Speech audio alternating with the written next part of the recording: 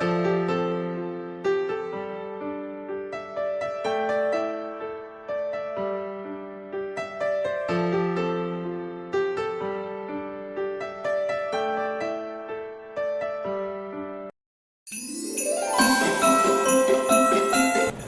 everybody, what's up? It's Nicholas House. How's your weekend going? I know that most of my friends don't like the raining days, the rainy season, but thinking about that, back to the summer days, there's a lot of fires in the forest, so a lot of trees has been burned down. So I think probably for the forest, for the nature itself, it's just like a short break, just to make the forest just rebirth. Yeah, I think everything just have the positive and negative side, so it all depends how you think about it. Yep, think about the green paths, think about the flourished forest. Probably the rain's not that bad. How's your weekend going?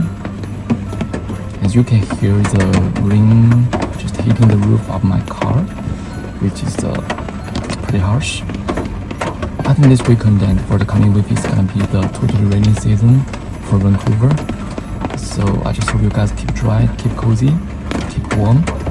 I was planning to go hiking this morning, but it all depends on the weather. It seems like it's quite impossible and I have to do so. So in this episode of the video, I'm going to be posting one of my original work, which is called Colors.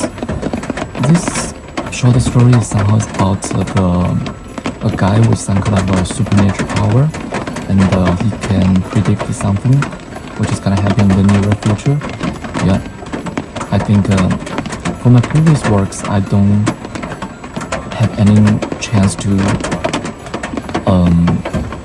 write something like this, but I think this one is totally new. So I just hope you guys can enjoy it.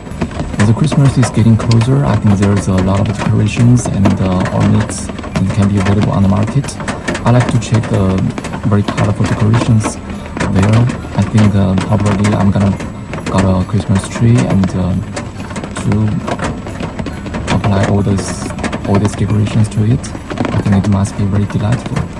I think today after that I'm gonna prepare myself a pumpkin soup to warm it up, and also get prepared a cup of hot chocolate, and also wish you guys have a very cozy, warm weekend. Adios amigos. Bye bye. 9 colors, my gift, a unique one indeed.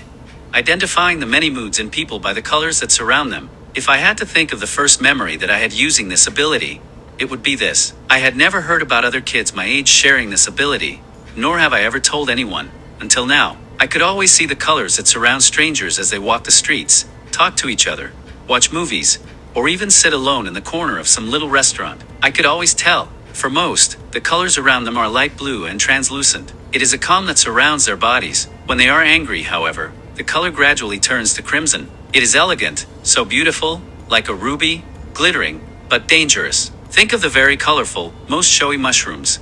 They often are the most poisonous ones. I discovered the link between colors and a person's moods and real motivations when I was 16 years old. On occasion, I traveled by bus to get to a buddy's birthday party. One afternoon, there was a middle-aged man sitting at the last row of seats. Because of preference, I would have liked to sit there since it was far from distraction or annoying people. Then I could read my book, listen to some pop music, or just check some tweets from friends on my mobile. This spot was often quiet and peaceful. This time on the bus, the guy who sat beside me brought a large, family-sized bottle of iced tea. His clothes were worn out, and his hands quivered, especially the one that held the bottle. On a closer look, what filled the bottle was not iced tea, but yellow, transparent liquid. I mostly mind my own business while traveling on public transit, but this time, however, I was distracted by this man's strange color. It surrounded him. It was condensed and dark purple, like a thick smoke. He was a pitiful, hopeless sight.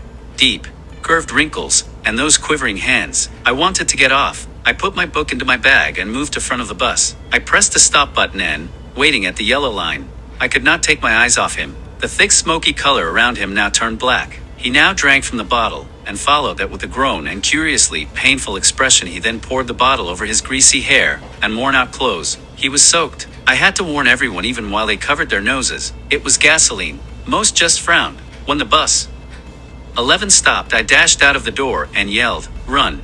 It's dangerous." Nobody cared about my warning. I could see the confusion and the complicated expressions on their faces. The bus moved on for a short distance.